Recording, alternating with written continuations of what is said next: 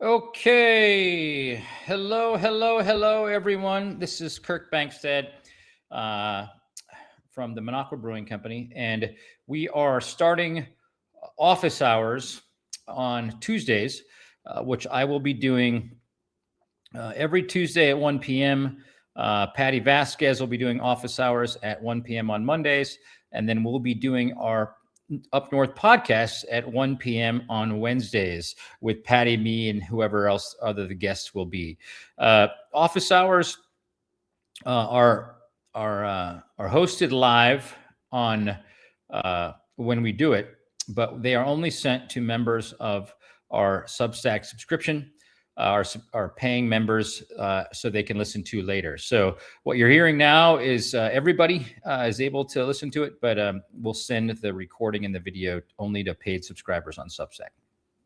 Okay, so what I wanted to talk about today was what we heard yesterday. I was going to talk about my essay on Sunday when I talked about what the oil situation was looking like from the Iran war and how that's going to trickle down and affect Wisconsin prices. I will still talk about that, but this topic that I'm going to talk about right now is dovetails right into it. So yesterday, Governor Tony Evers, Democratic Governor Tony Evers, announced that he had made a deal with Robin Vos, who is he announced he made a deal with Robin Vos, who is the head of the Republican Party in Wisconsin. He's the leader of the assembly, but he's held power in Wisconsin for about 2 decades with an iron fist. He announced that he had made a deal to give away our budget surplus to in lots of various different ways. This is a bad idea, but I'm going to talk about, first of all, I'm going to tell you what the deal was in general, and then I'm going to talk about my thoughts on it. So the deal in general is that they're going to give about $600 million to public education.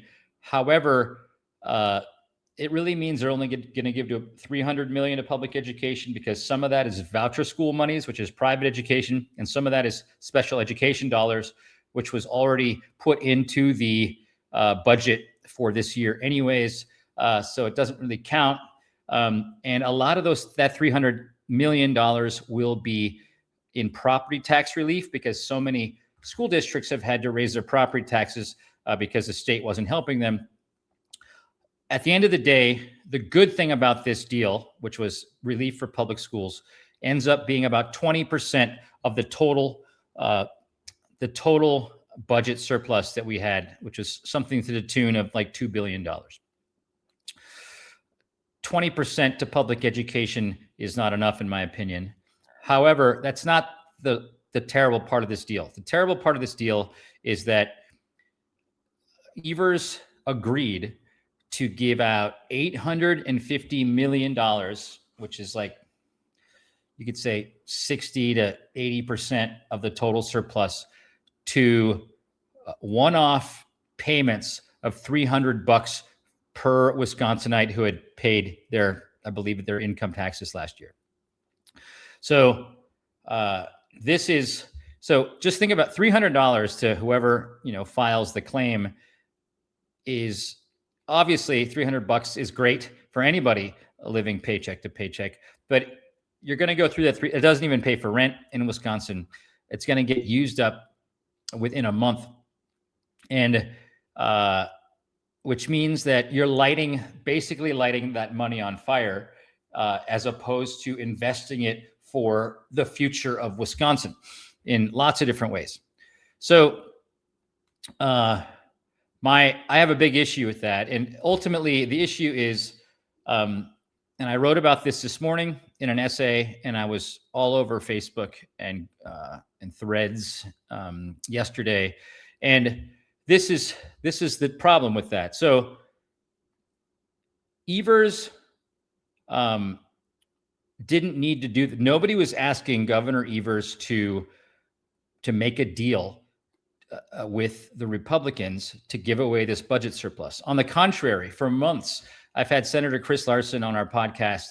I've had AFT President, American Federation of Teachers President John Shelton on our podcast. For months, we have been calling for Evers to not touch that budget surplus because there is, I would say there's a 90% chance that Wisconsin, that Democrats win the assembly, they win the state Senate, and they win the governorship of Wisconsin this coming November, assuming that Donald Trump doesn't steal our elections, which is a big assumption, but we're all working hard to make that not happen. So what this means is that probably in about 6 months, and we already have a left-leaning 5-2 Supreme Court. So come next November, we might see for the first time in like 2 decades, maybe 50 years even, that Wisconsin's has a trifecta of Democratic leadership. So nobody was asking Evers, who said he was going to retire last year, or Robin Vos, or Devin LeMahieu, who are the 2 Republican leaders who made this deal with him, who are retiring too because they know they're no longer going to be in charge after November. Nobody was asking these guys to make this deal. Nobody was. Because why would you make a deal to literally light on fire $850 million, which Evers did? He didn't do this because it was his idea. He did it because the Republicans forced him to do it in order to get money to go to schools. Why would you light $850 million on fire when in 6 months that money could be used for 3 things? 3 things that I talked about in my article today, but a host of other things. Obviously, so the first 3 things that any governor who's thinking about the future, anybody who's thinking about the future should be thinking about are, first of all, we have, and this gets into my essay on Saturday. The last ship to bring Persian Gulf oil to America landed, where I lived here for a while, landed in California, Sunset Beach, right, Southern California on May 3rd. Now, 8% of America's oil comes from the Persian Gulf. It's still a ton. There's 2 million barrels of oil on that cargo ship. That's the last oil we're going to see from the Persian Gulf until the Strait of Hormuz is opened.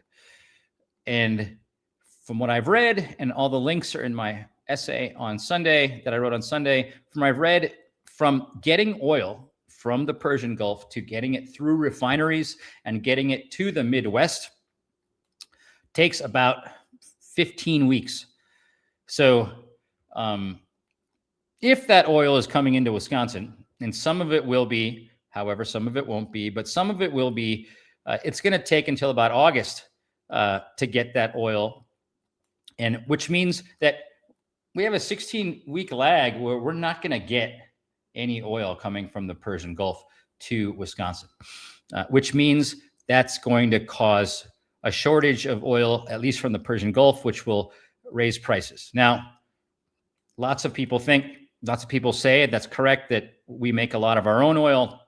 We import oil from Canada. We import oil from other South American countries like Venezuela. That is true. But oil prices are kind of regulated at a global scale.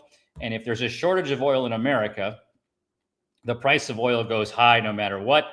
And different refineries start rationing in different ways.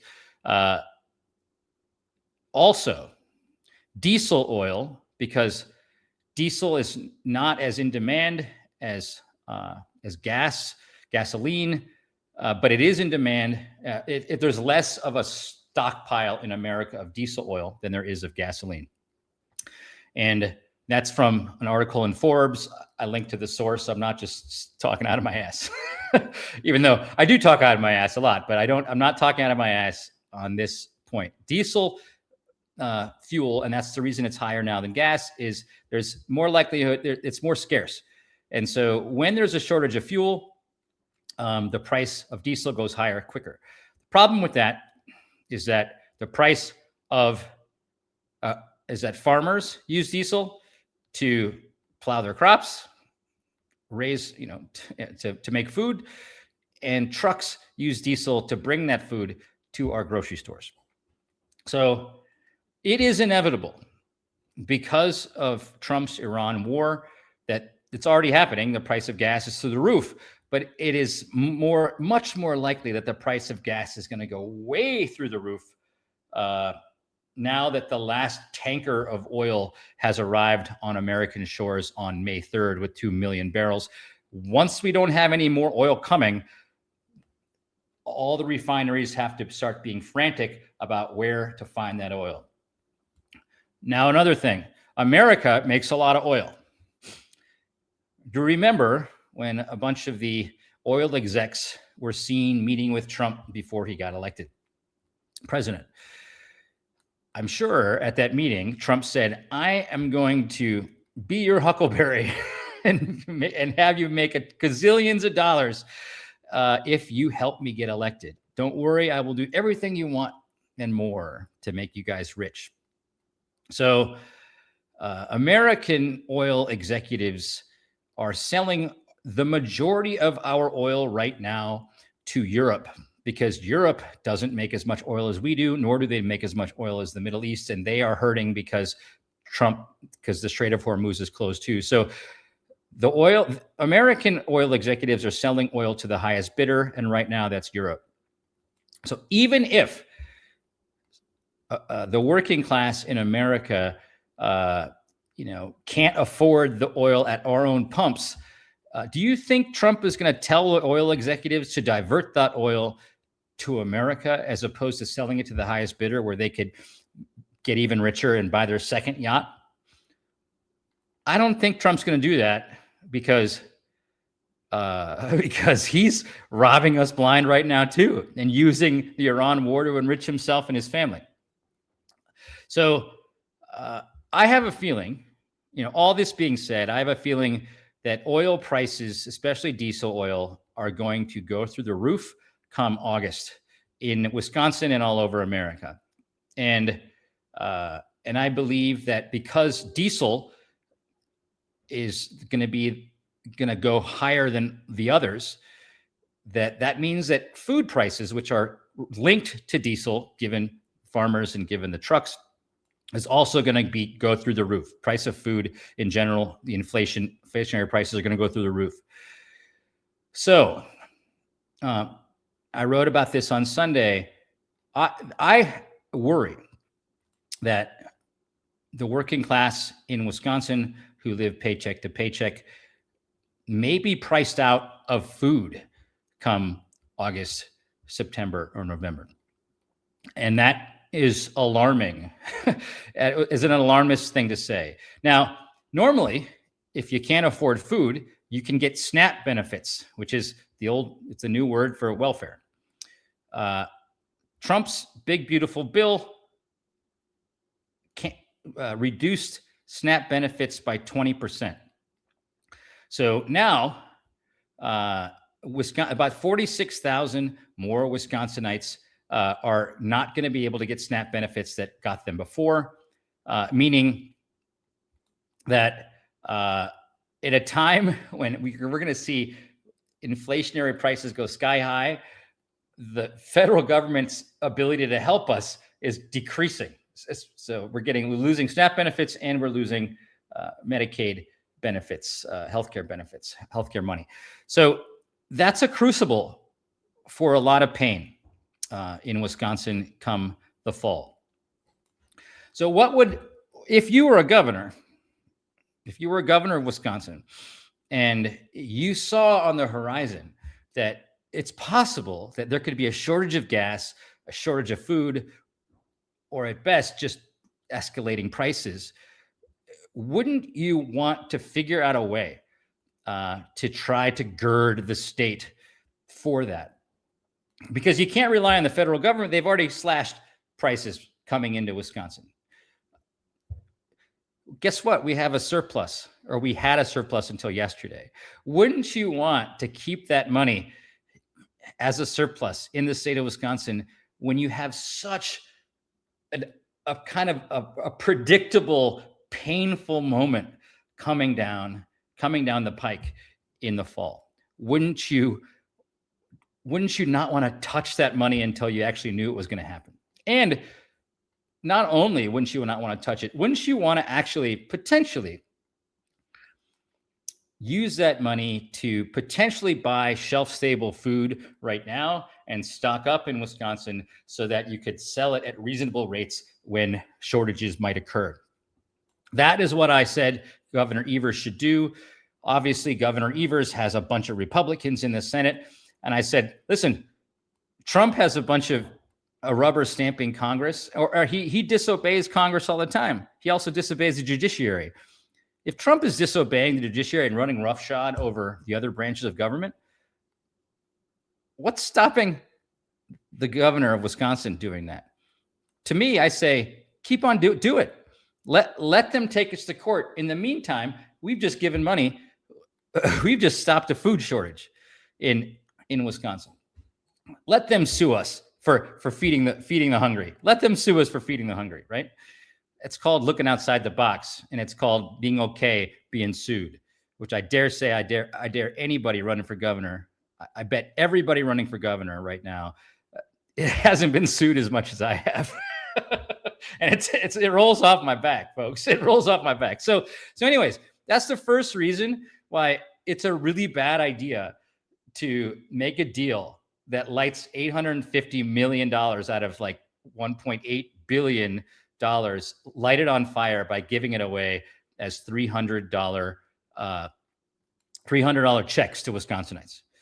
Now, the second reason is, so David Crowley, he's a guy, the Milwaukee County executive.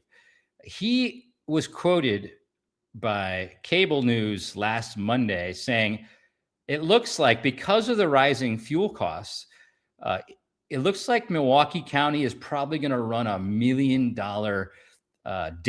budget deficit this year, because nobody predicted that fuel prices would be this high, obviously, because nobody predicted Trump would declare an unnecessary war on Iran.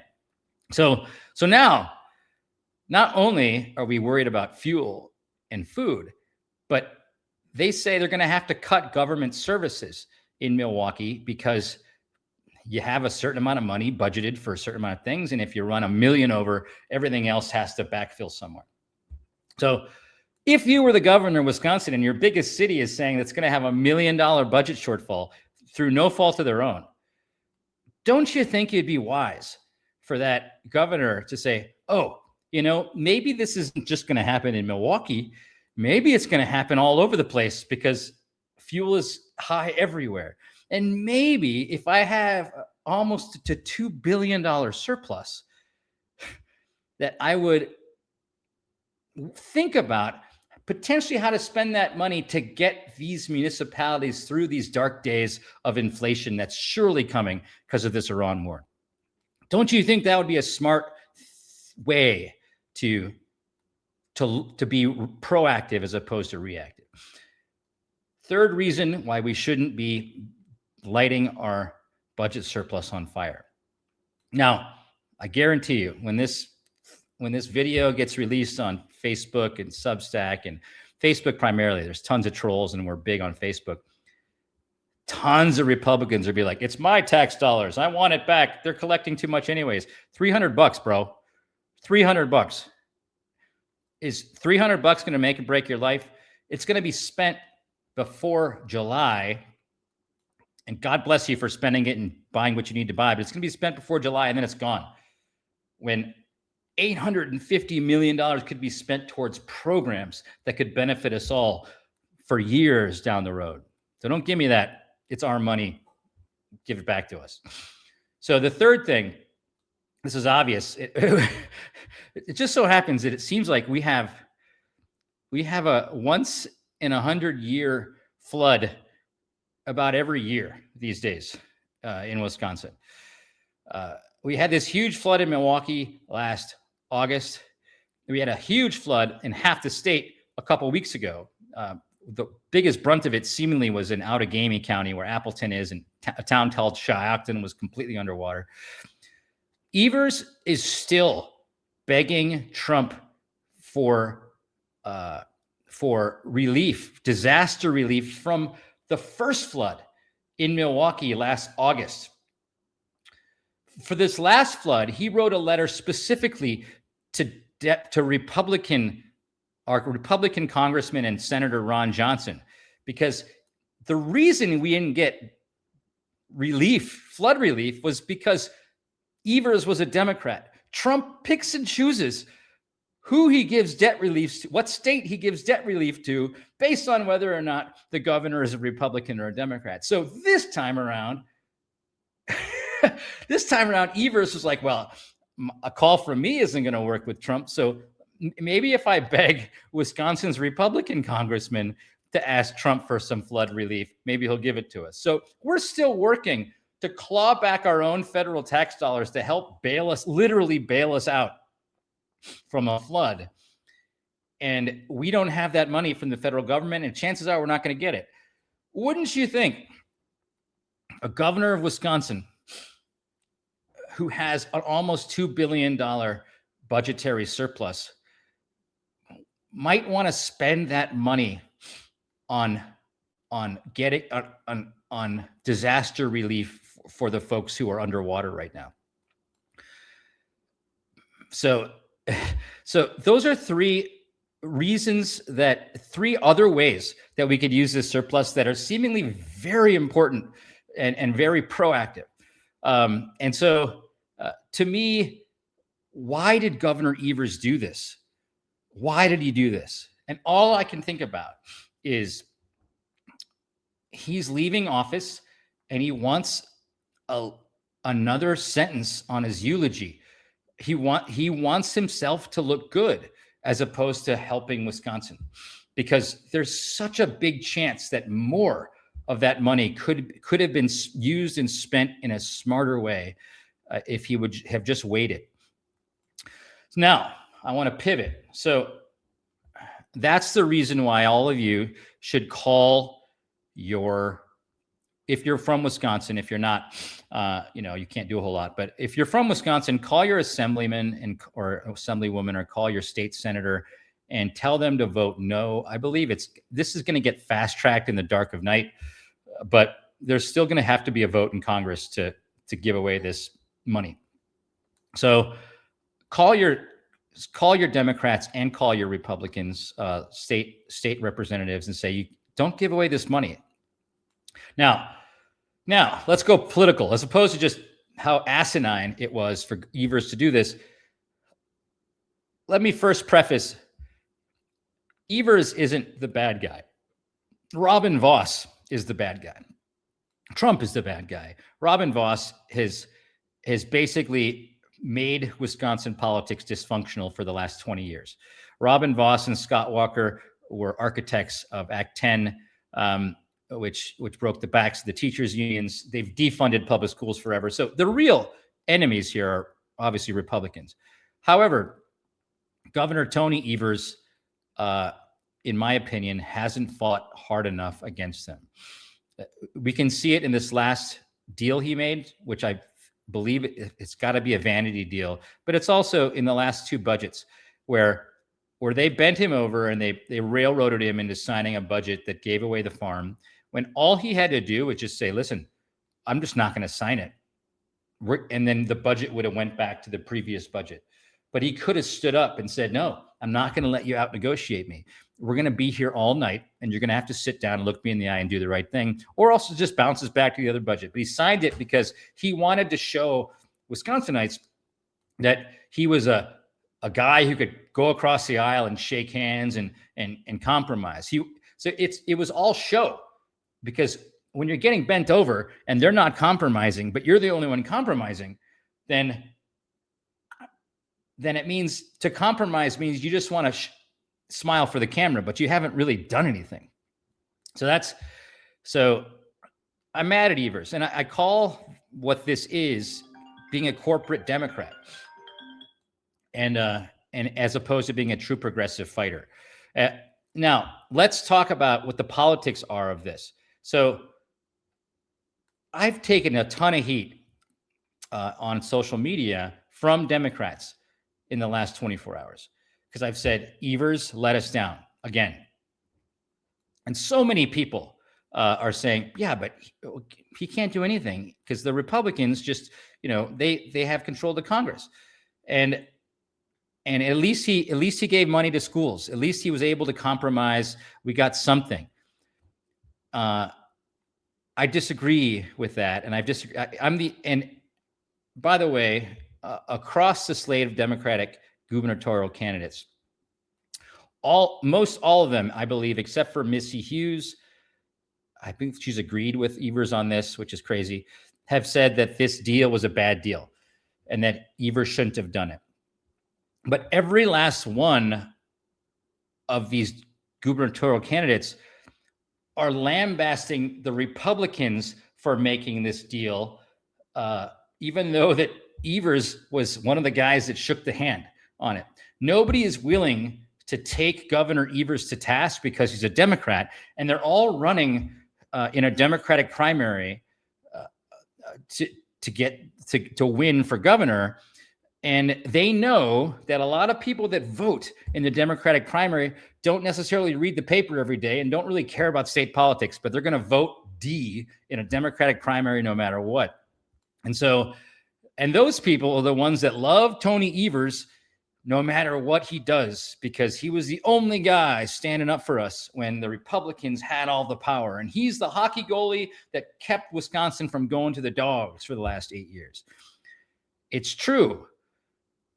And so that's why nobody in the Democratic field is taking Evers to task for being 50% of this deal. They're just saying, Tom Tiffany's Republicans. That's what Francesca Hong said. She said, Tom Tiffany's Republicans sold us down the river. She said, this bargain is a bad bargain. She didn't say Evers did something wrong. Kelda Roys said, she's the other progressive who's believes everything I believe. I think Francesca Hong and Kelda Roys are most aligned with my politics. I'm a true blue progressive. Kelda Roys said, she said all the things I just said in terms of selling us down the river, selling students and teachers and our kids down the river. She lambasted the deal, but she wouldn't say Evers' name and she wouldn't blame him for it. Crazy. Crowley, who I just said went on TV last week and said how they're going to have $1 million budget shortfall. He came out with a statement that said, while I applaud Tony Evers at being able to reach across the aisle and come to an agreement that helps Wisconsinites, I still think that Republicans are giving away the farm here on short-term solutions that don't really help Wisconsin. Like, he actually applauded Evers in this weird way of criticizing the deal. This Joel Brennan guy, who's the only other white guy in the race, and he was in Tony Evers' administration, said, he said, it's really great that, compromises are hard, but I don't like the fact that this was done without other Democratic support. So he never criticized Evers. He criticized the process that this was done. So to me, and this is the reason I'm running for governor, is because I know Wisconsinites because I live in northern Wisconsin, and we're a little rougher than the Wisconsinites in Madison or Milwaukee. But rough or not, all Wisconsinites want to be told the truth, and they want to be told, they want people to call a spade a spade. And what I'm calling this is a bad deal for Wisconsin, and it's a continuing issue with our Democratic Party, is that we roll over and let ourselves get beat and pummeled way too much. And it happens at the national level. Chuck Schumer rolls over. Hakeem Jeffries rolls over. Tony Evers rolls over. Attorney General Wisconsin Josh Kaul rolls over. we can't roll over anymore. We could roll over in normal times, but when we're on the verge of a civil war, which if we don't have free and fair elections in November, there is no other possible outcome than violence. If Trump tries to steal our elections in November, or if he actually does, that's going to be a civil war. You cannot play by the rules if the other team is not playing by the rules. You have to meet them where they are, and you have to fight. And if it's a brawl and you have to get dirty and you have to roll around in the mud, you have to do it until you can set up rules again that both sides follow. Right now, we are playing by the rules and they are not. And that's why we are getting killed right now. That's why our country is where it's at. So ultimately, that's my story on what I think is happening in Wisconsin, why I think Evers' grand bargain with the Democrats or with the Republicans is a poison pill, and why, I encourage you to call your legislators and try to get them to not do this. And also why I think it's important that I'm in this race for governor, because I'm going to call a spade a spade. Now, am I going to win? That is yet to be seen. I'm getting in very late. I could use some signatures. I'm gonna write another appeal for people to help volunteer and help collect these signatures. But I do believe that my voice is needed in this race to make sure that everybody else is honest with the Wisconsinites when they're running, because even the Democrats are not really being honest with you because they're not criticizing Evers right now. All right. Thanks for watching, everyone. Signing off. And come to Madison on Friday and Saturday. We're going to have a party from 6 to 8:30. I got Joe G playing protest songs. I'm going to give a beer tasting, and we're going to get nomination papers signed. All right. Thanks, everybody. Take care.